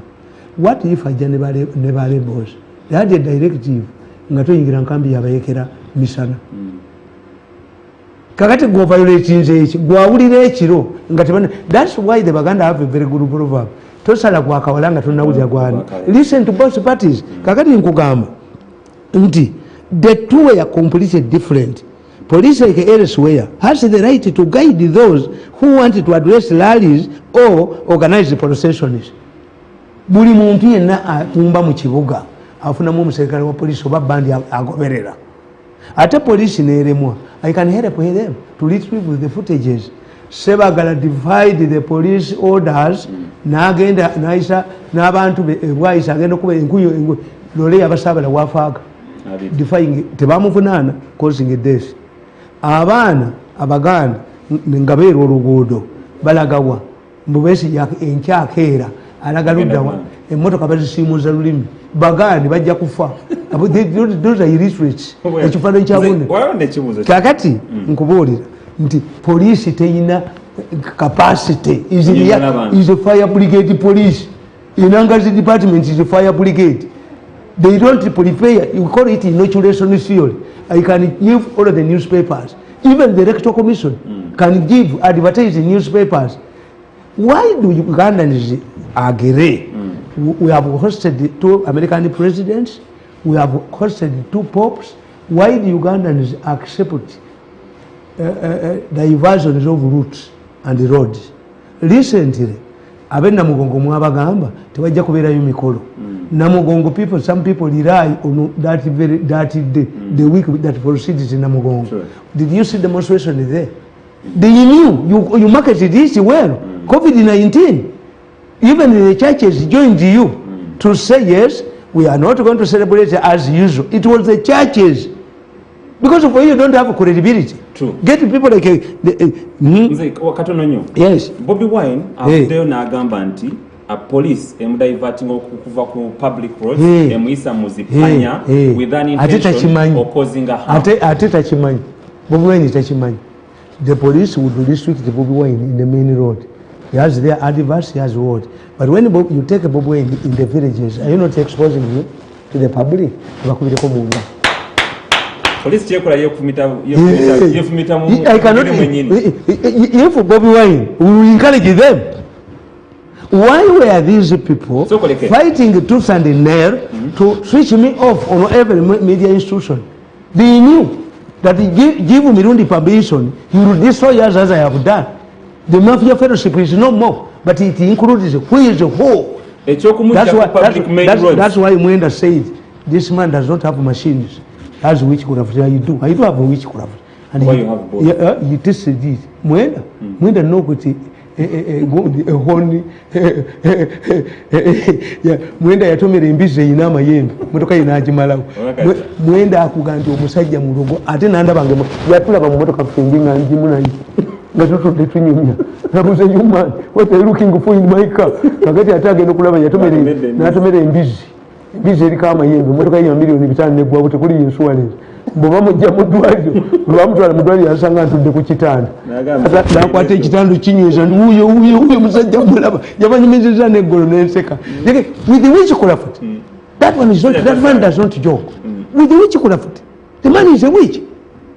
So n'abagamba mbwezo bagambye Museveni bagambye ngo Museveni ebyuma yabireeta mbwe atusikeyani ngana atukola ki every time he says I will crush the opposition. I will crush the opposition. That's why we fear Mirundi. Mirundi moves with the hammer and he can smash you. Katunyonga tugenda mukumulako. Kakati Bobi Wine bamukolera. Okumutwala mu nsiko bamukolera. Omugole omumpi ayambala kakondo. To be seen by the public. People struggle to see the mugole. But when he's going to fetch water the next day, bali bagala mugole omugole abeera ku raised platform kati Bobi Wine bamujja mu trading center gye bamumanyi ne bamutwala mu byalo ani gwe batwala yo katono nnyo nga tugenda mukuumulako polisi onye polisi juu mzee Tamale nga tugenda mukuumula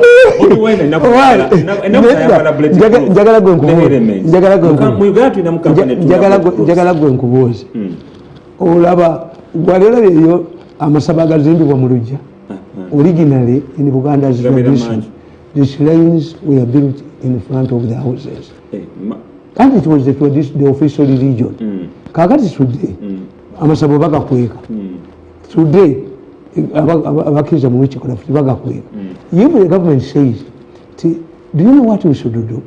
Let us direct the Masabo people to construct them in a plan so that everybody sees them that they are witches and baba koziki gwe look at these pastors buli pastor gwe baga nti mulogo ekanisa yejjula Africans want witchcraft look at Archbishop Miringo became Archbishop of Lusaka at the age of 35 ngali mu bazungu 10 ba bishop mwenda natandika okukola ebyobulogo papa ne bamugamba ng'ekanisa ejjula awonya papa nabaga nti mwe tumanyi ba Africans namuleeta Vatican namuwa ekereziya ne ekereziya nga abazungu tebajejjulamu okubalogolola it was until Emmanuel thought that he could get a church of his own the Reformed Catholic Church which failed attracted the media but he's in America. What was making him was a rebellious bishop in the Vatican.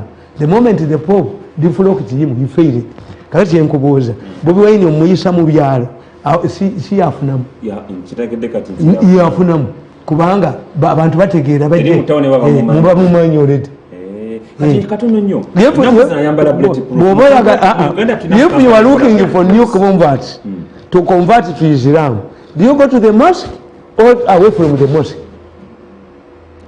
Onoonya abasiraamu abantu abanayingira obusiraamu obanoonya muzikiti polisi oye polisi juu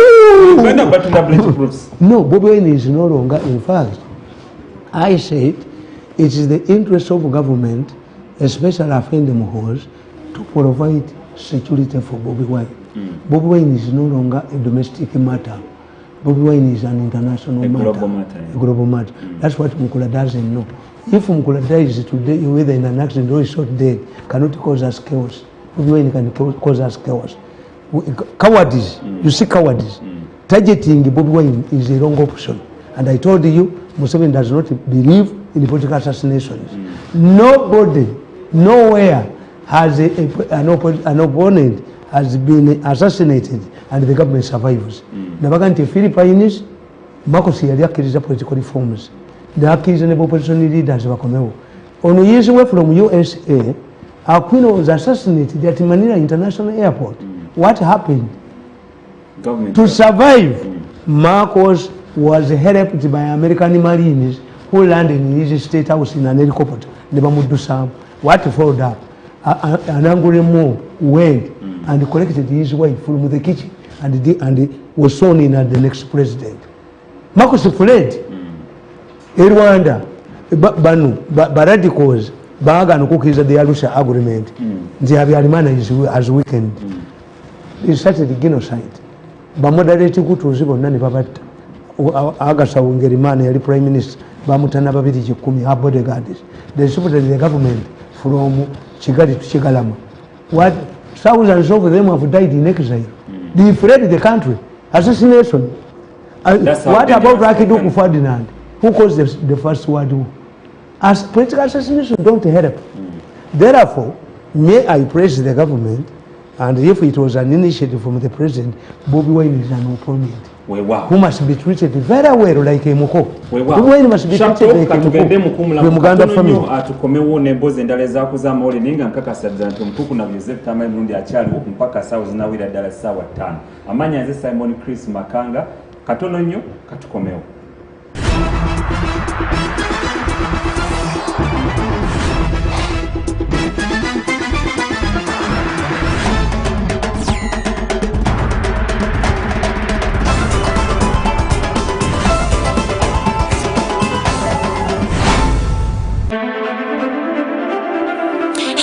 You're watching STV. Select for fun.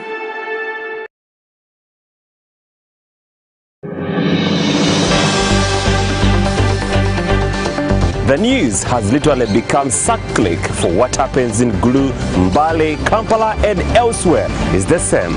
My job is to tell the story on what happened, where, who did it, how they did it, and probably why they did it. Join me every single weekday as I break down those big stories that make rounds of headlines only on Select News. With me, Simon Chris Makanga. Oyagala okusuubula emitala w'amayanja ffe aba Tamale Enterprises Uganda Limited tukuyambako okusuubula ebyamaguzi byo okubitambuza wamu n'okufunira biterekebwa tubikusasulira nga bituuse e Mutukula e Malaba Busia ssaako ne Nakawa gwe yandyetaaze okusuubula mu nsi nga China ne Dubai tukiryalinga ebyamaguzi byo nga biyita ku mwalo gw'e Mombasa ssaako ne Dar es Salaam awo nno ne tubituusiza ddala ku mulyango gwo ate gwalemereddwa osasula omusolo teweeraliikirira tugukusasulira oluvannyuma n'osasula mu kibanja mpola ffe aba Tamale Enterprises Uganda Limited tusangibwa Bugoloobi ku luguudo lwa Portbel olukadde ku kizimbe kya Maria okumanya ebisingawo kuba ku ssimu zino wammanga noti 754 25 56 46 oba noti 788 71 28 96.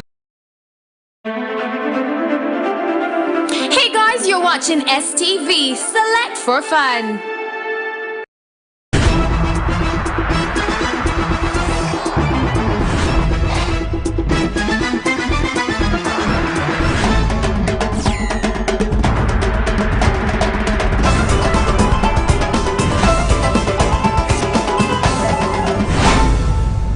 Buterefu nyongera okwaniriza mu Uganda wange gwe yakatwega chako nawe abadde naffe okuva bwe twatandise program yo enganzi STV The Sharp Talk. Omukuku na Joseph Tamale Mirundi mutabani wa Mole n'amatovu ne Yohana Mirundi ankyali naye tutunulira ensonga nga wezigenda maaso mu ggwanga tuli mu kaseera ka bya kulonda campaigns by next year 2021 mwezi ogwokutaano aba mwezi ogwa January nga 14 Bannayuganda bajja genda okuba akalulu then by May tujja batulayiza president omupya era nga mukakasa naye nga njagala okujjukiza nti akalulu munnange tekatwawula there is Uganda after elections oba ateeka okubaawo Uganda after elections so twebereremu tetwenyiigira olw'ensonga y'akalulu no election is like a soccer if the referee is well is impartial tebalwana twalina ttiimu y'express one express eyo gyolaba omanyi ttiimu zawano kyobola zaagwa zaali nnyo ku malogo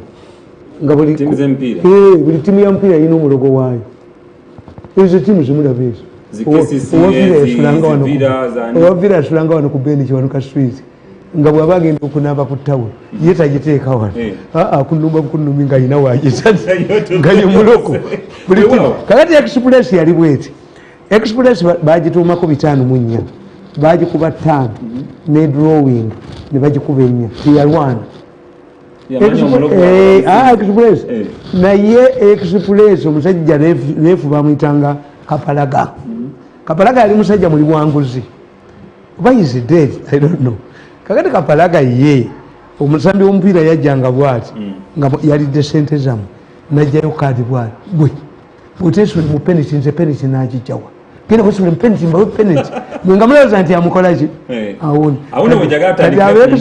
express babakube goolo bategeera nti Kapalaga yakoze alidde omupiira baguyiwa ne bagenda ewa Kapalaga ne bamubba robbing kakati omupiira ogwaddako radio cassette zaali zamaanyi nnyo mu 8 abaana ne bakwata mu kirasha ab'express ne bakwata bye babbye ewa Kapalaga laba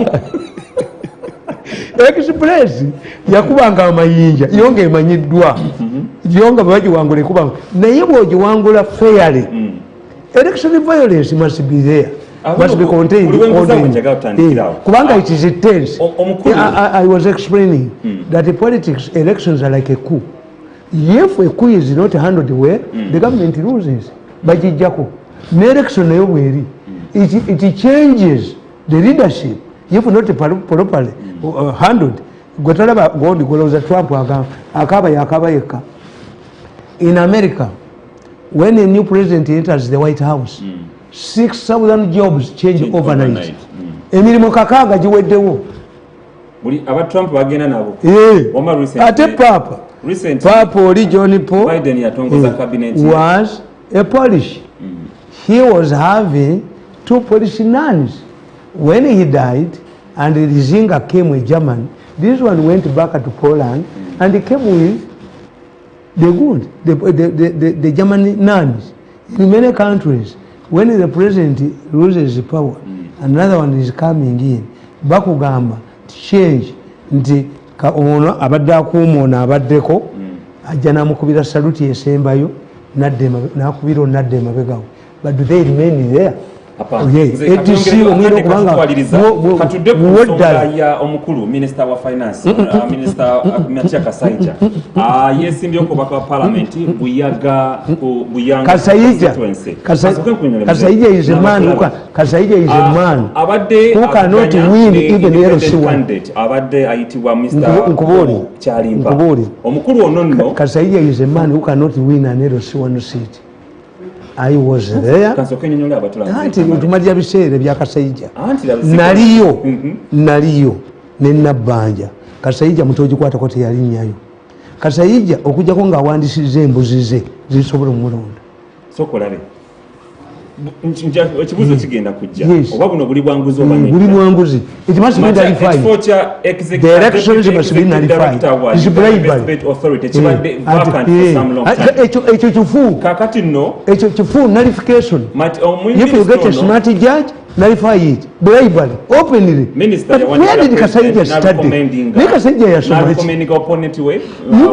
Singa bakasaija abo baali tebasomye. Mu byalo baali temye embizi. Mr. Pochalimpa omwami ono yavudde mu race yawa member of parliament kati ye deputy executive director Uganda Investment Authority. Liba Kasaija ba. Buno buli bwanguzi oba. Ngomanyi mwe temumanyi slang. Tulina ebintu biyita slang. Slang kitegeeza oluyayi olwogerebwa. Naye nga lulimu amakulu. Kakati ffe baprofesa bawano ngaabo eyo ttiimu ya president y'aba scientist abo tubayita baprofesa. Siba professor, our professor, we are coming out with the vaccine. A man who cannot produce a syringe.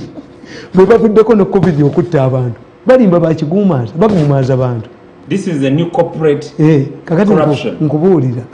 Nullify it. One. Kakati we never unopposed.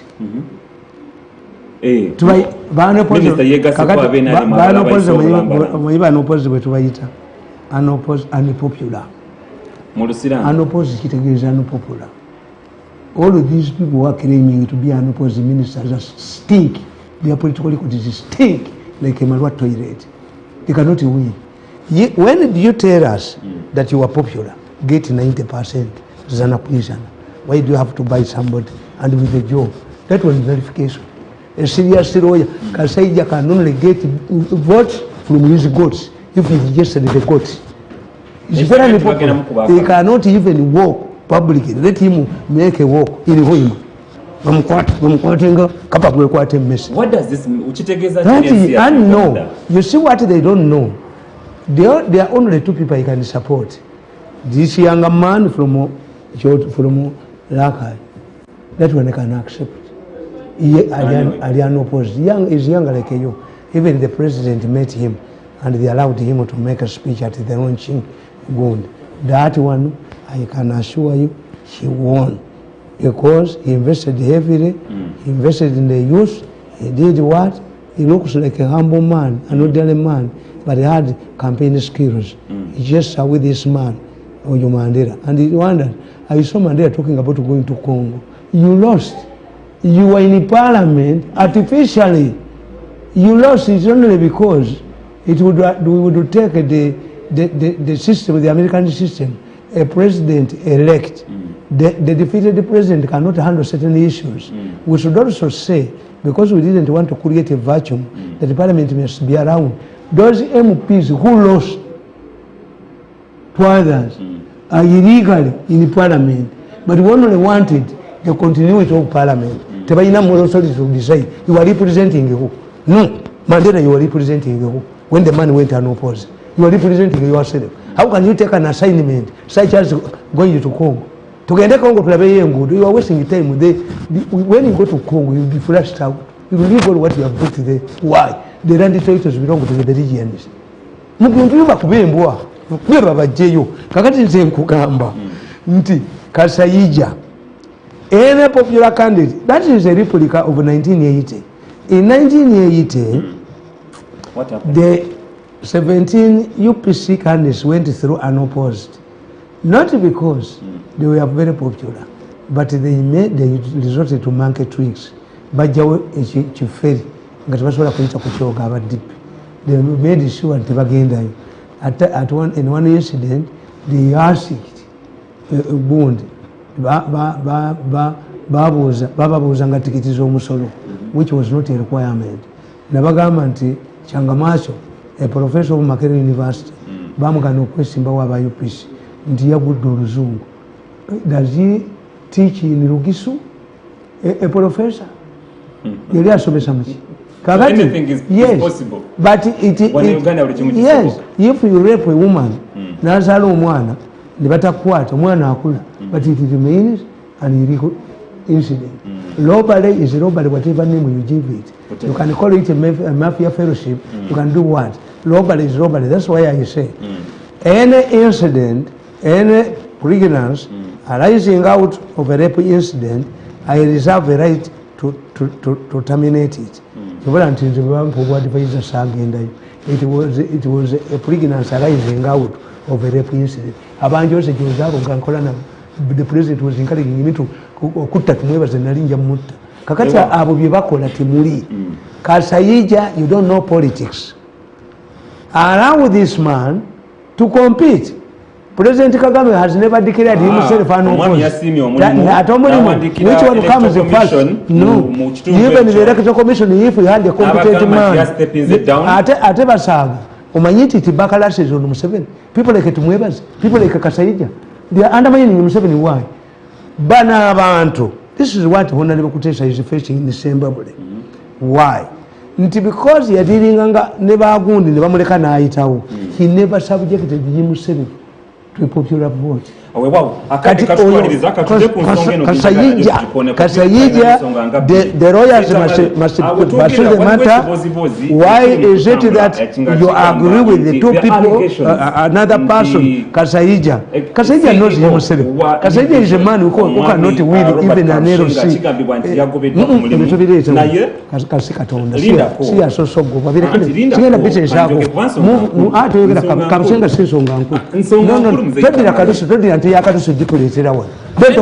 Don't talk about Kabushenga. Leave them. Anti Mujamutabanyi.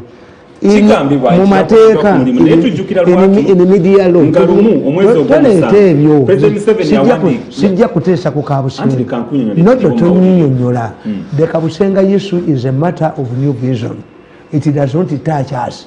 It doesn't. It touches Ugandans who are employed in No. Without any manager, let them leave. Where they put there by limit.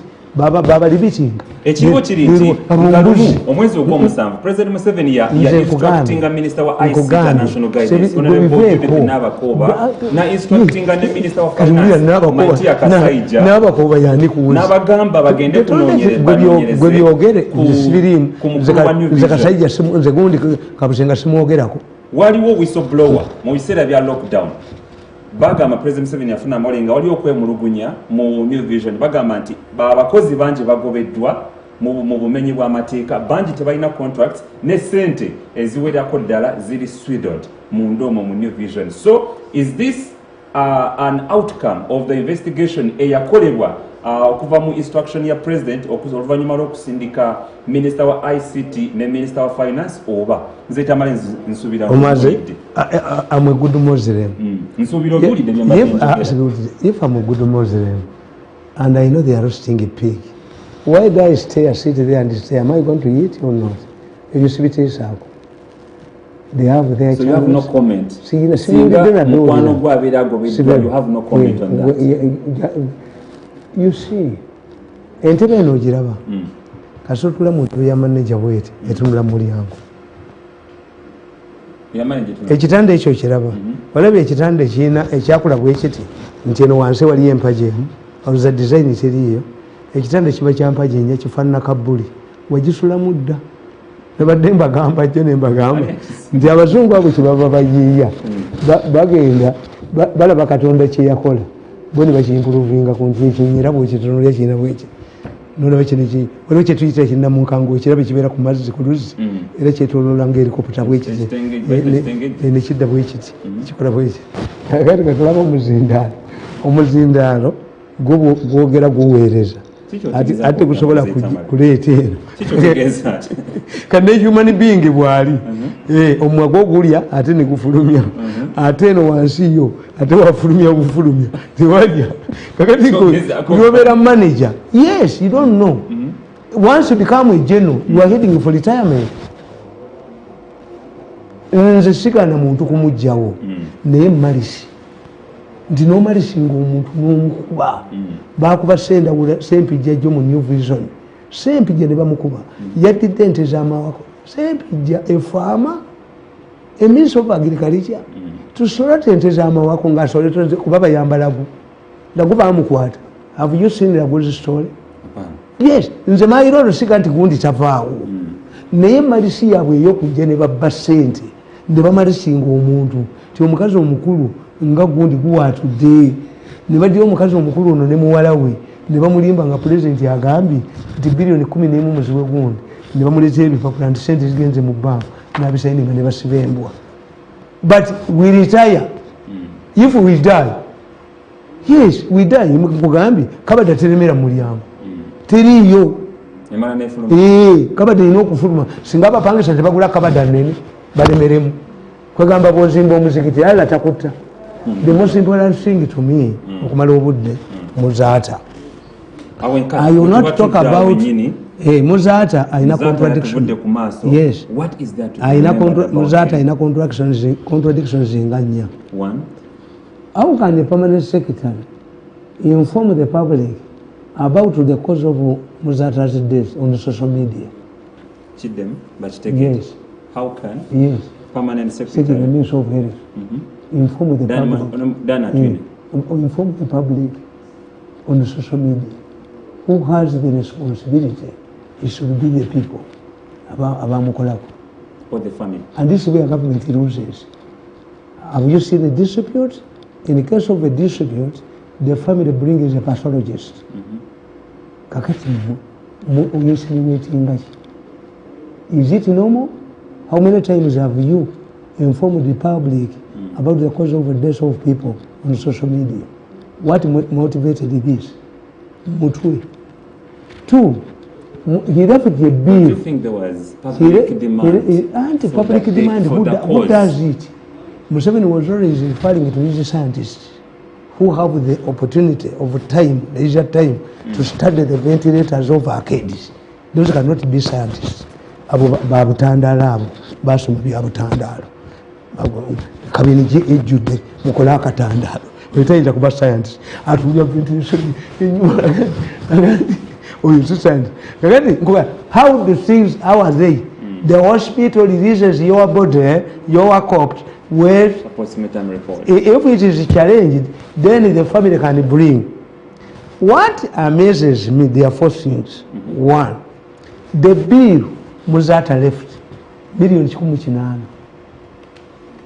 About the bill, and government cleared. Anti chenkubuulira si yeyiso sokweryalinga mu Uganda bazita ventilators government bagibba kakati as a result private hospitals are buying them. Zinate nga kigula sente ntono nkyegulire mbuuza batabani bange ne banga nti ekigula biliyoni emu kiri mitwalo ngeta kiri nakola ko research ku kimu ekyo kiri mu mitwalo ngeta ne jaddo yes kakati ate abo the scientists ba Museveni abo batayana ne bani but they identified certain hospitals to treat COVID. Not every hospital treats COVID nga banoonya konditi okubbiramu. That's why Odongo Oto fought to them. You did not include this hospital here. Take your sick people elsewhere. Abantu bamutegeera. Kati it has backfired. These ordinary people, ordinary hospital, private hospitals, babiyegulidde ku dola emitwalo emeka kakati okukuteeka ku kyuma ekyo olina okuba mu nsawo ng'olinamu obukadde bumeka 5 tusula nabwo bweba tulina bukadde 5 bwegenda ofe but how many Ugandans can afford this and Muzata if Muzata was not dead would he get the attention of State House bakubiramu n'okuliramu amabugo bwe balabikira abamu State House bandateeka bo baagala mirambo kakati wulira ekyokubiri yes anti ajja ku social media the hospital kakati alino kankubuulire kakati ate aba hospital ate bo bagamba results zigamba yali negative COVID-19 negative tu kakati ekyo kimu nti olw'okuba ssente baazibba noyogera mu ggwanga nti zaali folote abaziina ziri folote mu ggwanga kyogerwa in an election period you were lucky that you have people like Kyagulanyi you wait when some of us close the other way you will see the real battle how campaigns are organized mujja kutulaba kakati nkugamba nti sente ekyo ku Muzaata kikulu nnyo sente nti every day millionaires biri okubeera ku kyuma kyabwe 2 you must deposit 5 million who has this money why doesn't government reduce oba kigula dola emitwalo 5 hospital ziri private ne bazisajjako omusolo nakyo ndoza ebyago ntebiwa musolo kakati ekyo kiri important how many people because COVID is real amalwaliro gonna gajjudde nabagamba nti abo sente zaabwe mitwe bazaalibwa nejabwere gandi make a documentary ogende mu malwaliro okyalabayo ab'emivuli abagenda mu byalo okukima y'abantu babaliise ekiva bakubirayo kati abantu balwalira waka that's a very important issue nti ekyo kisinga okunga nti okuwaliza Muzaata ku social media dangerous. What if they contradict with this one? Why do you fear to call a press conference? Who has asked you? Who has pressurized you? Because when you see Guarabia Komusibe Kakati, Abasibe Barabia ku Zoom. Why? Because of COVID demand. First and foremost, agreed. That is it normal for the permanent secretary of Harris to announce results? Where how many times has she done it? What about Shabani Bank? Social media. Okay, maybe encourage them but there was need to clear the air. Propaganda about that many people have, so there was need to come and many clear people the air. think that I have a quarrel with the Buked. I can assure you. Buked the kills cases. Abasen Nagiri Yababa Kutengatibadi. Abas Buked debt Misang. Buked has an element of criminals using it to divert attention. When Muzaata fell sick and was rushed to hospital, Buked reduced the battle between the Muzaata sick man with his wife. Why did the marital affairs have to do with the sickness of Muzaata? In fact, if you have real brains inside the culprit will be Muzaata, will be the wife. Because all of the attention, Buked was not talking about the sickness. A few days later after his body, the command comes back. This command who never went to school and illiterate in charge of a newspaper. He says they are quarrels. The son is fighting the mother. They are quarrels. Why? A Muslim, unlike we Christians, the Muslims have a professional way, a religious way of solving such matters. The same man. Don't you think we are becoming a country without morals? Somebody who is haunted by Muzaata's death is using Buked, reducing the issue to the family. Whoever dies in Uganda, but reducing the family. When this man, Gondi Bayafa, Mukachi Yinji Bayafa, they arrested Chiyinji. To divide the family, because in case a man dies and a man is accused of killing the wife, this is the family who takes over the property. Normally, when you say man waiting his wife at the gate, I normally do it. Bolava nga umusajja tayina motoka ali bweru wa gate abayagala kulaba mmotoka eza mukazi and it is common omukazi yamuvuga mu mmotoka amutwale bamujjanjabe a person who wants to kill her husband amuvuga mu mmotoka for recovery naye bagamba my wife has killed me was booked inside the house already people were they inside they are becoming advertorial. Yes kubanga bayina ababakozesa nti buli mugagga afa mu Uganda bawayira mukazi we bokede n'akugamba waliwo emmotoka eyamuyiseeko naye ate abagagga bayinze nnyo okulaba ng'omulambo gwa mugagga munnaabwe kasiwukira gutwaliddwa Kabangali teekawo omutetemi emmotoka eguyiteko tebali gutwalidde mu kutiya emmotoka eyise ku mulambo ate gutwalibwa Kabangali bukedde abakutte gundi bukedde divert stories for me who is intelligent I fear nti whatever happens they push the battle inside kakati yifu ngoli wa side abali emmere nti muzata otegeera nti muzata these people are panicking to use the cause of death not by the doctors. Are you accompanied by the doctors? Did you enter the ICT intensive care unit? There are many questions to be raised. But why do they do them? The amateurs, the arrogant. Kayibula yacheretera omusajja asudde nebanda badde banywanja kayabo amusudde mu ddwaliro ensambya.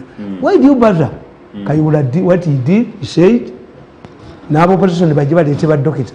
Why did she die after a party? Where are you involving yourself? Kakati their failure to handle issues kubanga bajoga obutonzi bwabwe bo balowoleza mu money. That's why the electoral commission nayo nfu nti mu kifo ky'okulonda abantu kata a deputy, what's the purpose of a deputy?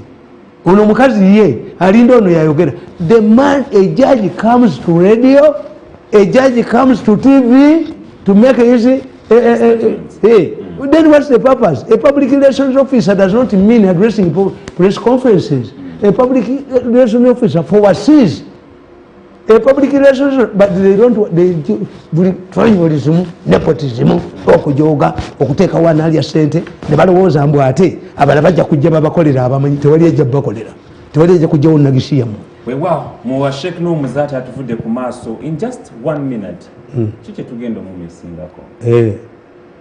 Omusajja was your personal friend. Bwe batta Mboya omukazi yagamba, omusajja yagamba, the woman who was born another Mboya is not yet dead, born. Muzata taddawo mu Africa tetuddawo. That's why me have written. I've written kubanga nze ndi scared nti abaana ba Bene Kiwanuka ani aliwo. Abaana omwana wa Binayisa ye bamuvunana defilement kukuku. Omwana wa Lule omusanga mu Kampala emisana to ng'ataddemu bwamu Brutus. Kakati omwana wa Mayanja Nkanje yalimba sheshi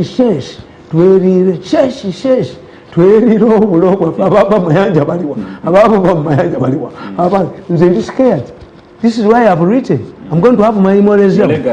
Nze bagenda kunzika mu nyumba yange nga nyimiridde na Jesse miradandira bulali yange. Otherwise aligana oba okuntwala ku kyaki yonna sisomye nga ndi musajja mukulu kakati ontwalire ki ku kyaki banvumu kolerera akalambo konga noyanvuma no whoever wants come at home ate already katonda tayita abajulizi katonda yannamuladda byebadde enkola byonna abimanyi kati katonda ayita abajulizi ogiyita apiiru teriiyo. Some people abantu abamu abo bannaddiini amowa clean and holier than them. Ate ng'ojja kulumba erwange ng'abaana bange bakwata kofini yange aligikwata nja muttira mu kkubo tewali kuntwala mu ebyo. Sisomye nga ndi musajja mukulu, ndi musajja mukulu sigenda mu kyalo ate baliyitika nga nebasa ekyalo kinja kitawaanya guno omuntu waguzeeka gwe bassa mu ttaka gwina kubeera nga guyimiridde balyoke bagambe ndi muzukulu wa Tamale Mirundi ayimiridde ematale seyebasa ematale ayimiridde Kalagala nina kuziikibwa nga nyimiridde ntana kabuli nakikola dde. Tetugenda kusuka waawo nenjala okukakasa nti obadde mulabi mulungi okuva bwe twatandise munnange tugimaliriza naye nga njagala kumenyamenyamu abo betukoze nabo okusooka ddala nja kwebaza gwe abadde naffe ku Facebook ne ku YouTube yonna gyobadde osinzira okuba ng'olaba STV The Sharp Talk n'omukuku na Joseph Tamale Mirundi. Jamiru Ssenyondwa webale nnyo okubanga obadde naawe TV oba show ojota obadde ogigoberera naawe abadde atulabira mu bitundu ebyenjawulo mu Uganda webale nnyo webalire ddala. Amanya nze Simon Chris Makanga nkoze ne bannange okuli Adams Mayambala abadde producer olunaku olwaleero. Tukoze ne Manreza official yabadde ku kamera osomugobera ku social media okuli Instagram wamu ne Facebook. Then Jeff abadde mu byuma nga naye abitigatiga ne Haj SK Mbuga executive producer webale nnyo webalire ddala mpaka week ejja abeerawo bulungi.